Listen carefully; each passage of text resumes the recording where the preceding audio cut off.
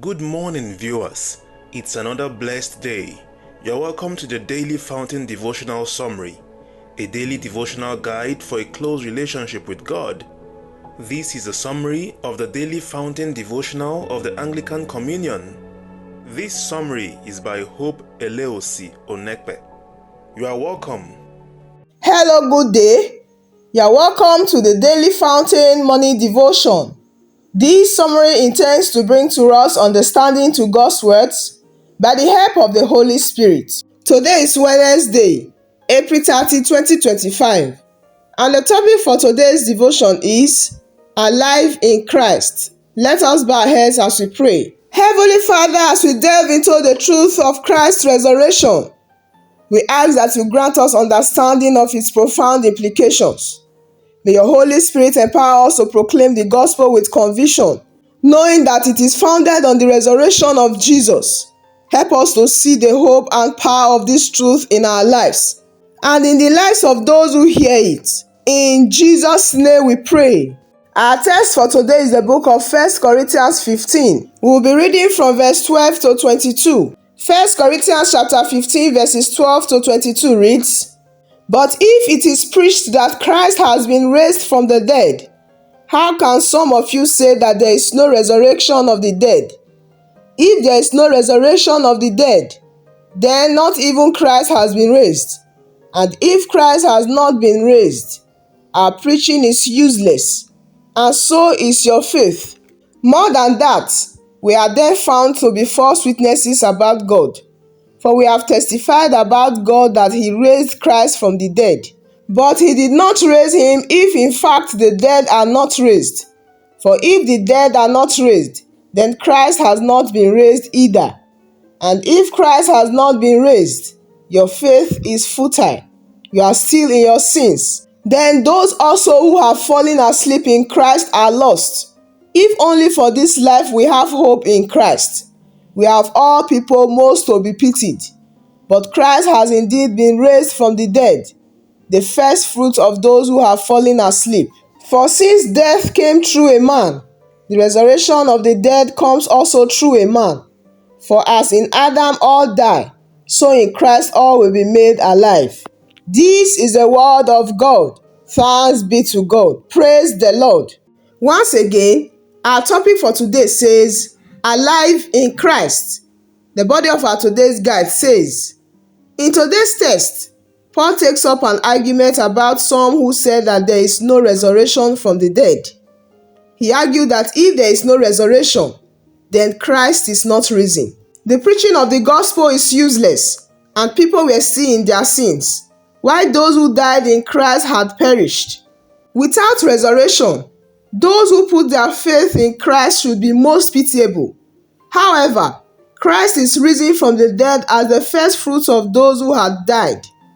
And Paul concluded that as all men die in Adam, so shall all men be made alive in Christ. According to Wikipedia, universal resurrection is a belief in a resurrection of or from the dead, by which most or all dead people would be brought back to life. Apart from Christianity, other religions believe in the resurrection from the dead. The Bible talks of two types of resurrection: resurrection of life for believers and the resurrection of condemnation for unbelievers. John chapter 5 verses 28 to 29. In which resurrection will you partake? Believe in Christ and live for his glory if you want to be in the resurrection of life. Our prayer for today says, Precious Father, I believe in the risen Lord, and I hope to be made alive in him. Amen. Praise the Lord. Our today's topic once more says, Alive in Christ. Our today's passage emphasizes the significance of the resurrection of Jesus Christ and its implications for believers. The resurrection of Jesus proves there's a resurrection. Now, why did Paul so carefully prove the resurrection of Jesus? It wasn't because the Corinthian Christians did not believe Jesus rose from the dead. He even made it clear in 1 Corinthians chapter 15 verse 11 that they believe it.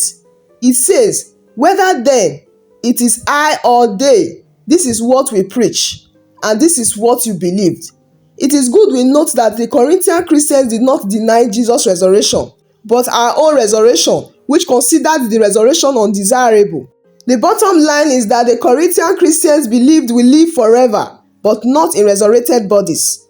Remember that resurrection is not life after death, but it is the continuation of life after death in glorified bodies and a glorified state. Praise the Lord.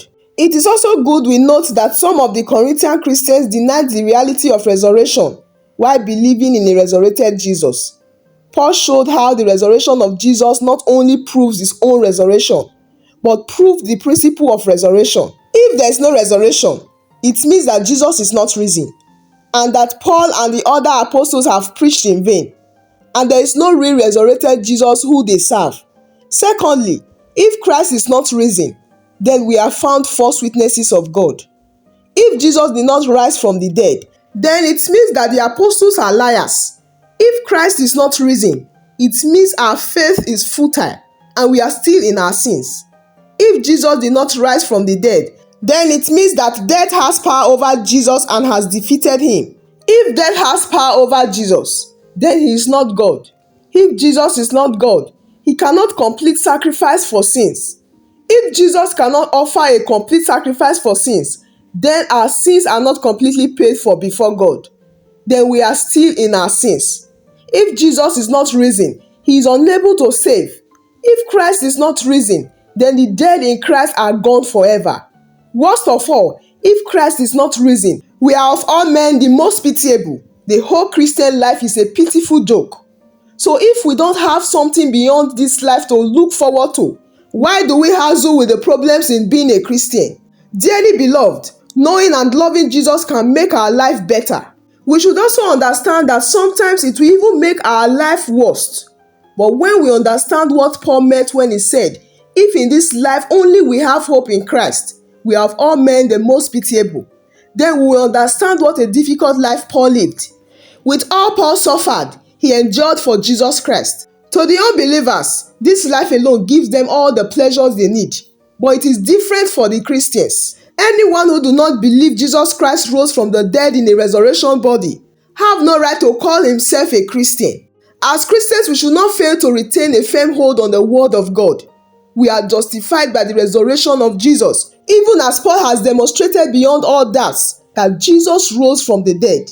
Praise the Lord. The first importance of the resurrection of Jesus to believers is that it represents our own resurrection. Because if we, being united together in the likeness of his death, it is certain that we also shall be in the likeness of his resurrection. Romans chapter 6 verse 5. By the resurrection of Christ, our resurrection is ensured. Note that in Christ, all shall be made alive. This means that the Christians will receive a resurrection body and live forever in heaven, which is the resurrection of life, while the unbelievers will receive the resurrection of condemnation and live forever in hell. Only Jesus is the resurrection, and only Jesus leads to the revolution of all things. This morning we will open our mouth and thank God for the truth of the resurrection of Jesus Christ, the cornerstone of our faith. Say, dear Lord, help me to fully grasp the implications of this truth, including the assurance of our own resurrection and the hope of eternal life. Right now, pray that God will strengthen our faith and conviction in the power of the risen Christ, and grant us the wisdom to live in a way that reflects the hope we have in him. Right now, say, God, may we be able to share the gospel with confidence and love, knowing that Christ's resurrection is the foundation of our salvation. Right now, let's begin to round up our prayers in thanksgiving. In Jesus' name we pray. Let us pray. Almighty God, we thank you for the inestimate gift of the resurrection of Christ, the first fruits of those who are fallen asleep. May this same truth strengthen our faith, challenge our doubts, and empower us to live lives that reflect the hope and promise of eternal life.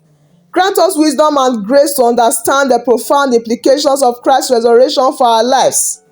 Help us to find strength and courage in the face of adversity, knowing that victory awaits us in Christ. This we ask. In Jesus' name we have prayed. Amen. Praise the Lord. I believe you've been blessed. Thank you, viewers, for joining us on this channel today. We thank God for the success of today's morning devotion. Please do well to join us tomorrow morning again for another episode of the Daily Fountain Devotion. Also, kindly visit and join us on Facebook and TikTok at the Daily Fountain Devotional Summary. Do remember that you are loved greatly. I wish you a blessed and fruitful day. I will see you again by God's grace. Thank you for joining us today. If you have been blessed and would like to have more of this, consider liking and subscribing. Share with friends and family as well. Join us tomorrow again. God bless you.